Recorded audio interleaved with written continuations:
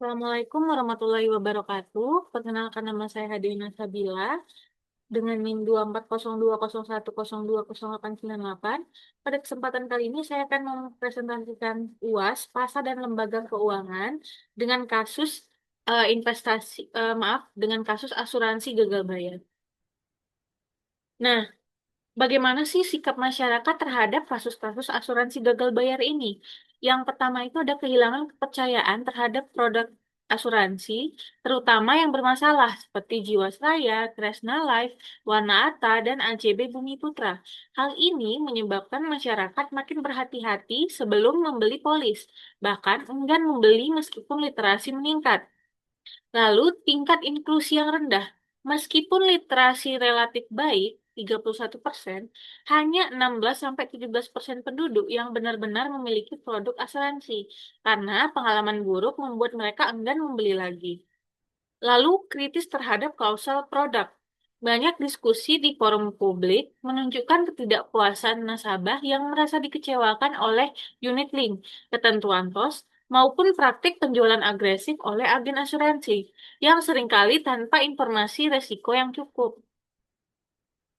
Nah, lalu bagaimanakah sikap perusahaan asuransi? Yang pertama itu dalam menghadapi kritik, asosiasi dan sebagian perusahaan sering melakukan upaya literasi dan sosialisasi. Misalnya, menjelaskan risiko produk, khususnya unit link, serta pentingnya manajemen risiko internal dan transparansi bisnis. Namun, banyak kasus gagal bayar terjadi karena janji imbal hasil tetap yang tidak realistis dan pengelolaan investasi yang berlebihan resikonya, yang seringkali di luar kapasitas modal perusahaan maupun regulasi RBC minimal 120%.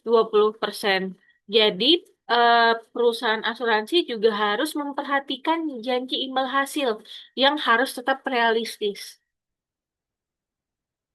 Nah, lalu sikap pemerintah ini apa aja sih? Yang pertama ada pengawasan dan regulasi, yang kedua penindakan dan penyihatan, yang ketiga ada pelindungan konsumen. Nah, pengawasan dan regulasi ini, OJK menerapkan regulasi manajemen risiko wajib, struktur organisasi pengawas internal, dan kewajiban transparansi kepada pemegang polis. SEOJK Manajemen Risiko 2021, POJK Pelindungan Konsumen 6 2022. Nah, mulai 1 Januari 2025, OJK mewajibkan penerapan PSAK 74, IFRS 17 untuk transparansi kontrak asuransi dan kondisi keuangan perusahaan yang lebih akurat. Lalu untuk penindakan dan penyihatan, OJK telah mencabut izin usaha beberapa perusahaan bermasalah seperti Warna Ata Life, Kresna Life, Pro Life atau Indosuria, AJB Bumi Putra, Aspan, dan sebagainya. Lalu regulator sedang menyiapkan kerjasama dengan Kejaksaan Agung dan sistem hukum via peraturan MA untuk menelusuri dan menagih aset hingga luar negeri, serta melakukan gugatan perdata jika perlu demi memulihkan hak pemegang polis. Lalu dari aspek perlindungan konsumen, OJK memperkuat sistem penyelesaian internal, dispute resolution perusahaan, dan menyediakan kanal pengaduan konsumen yang terus aktif dioperasikan. Ribuan sengketa ditindaklanjuti setiap tahun, sebagian besar dari sektor asuransi non-bank.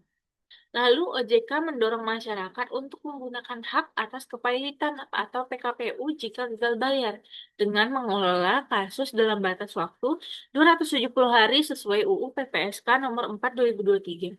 Ini agar nasabah memperoleh kepastian hukum meskipun OJK sebelumnya sering menolak permohonan PKPU karena potensi risiko sistematik. Nah, kesimpulan yang didapat adalah masyarakat menjadi lebih skeptis dan cermat, selektif memilih asuransi, dan banyak menghindari produk berisiko tinggi. Nah, perusahaan asuransi juga berusaha memperbaiki praktik penjualan dan transparansi, tetapi masih banyak yang tersangkut kasus karena janji produk overcommit dan tata kelola yang buruk. Lalu OJK dan pemerintah menindak tegas pelaku gagal bayar melalui regulasi, pencabutan izin, dan penagihan aset, sembari memperkuat perlindungan konsumen dan prosedur hukum untuk penyelesaian klaim. Sekian presentasi dari saya mohon maaf apabila ada kesalahan. Saya tutup dengan wabillahi taufiq wal hidayah. Wassalamualaikum warahmatullahi wabarakatuh.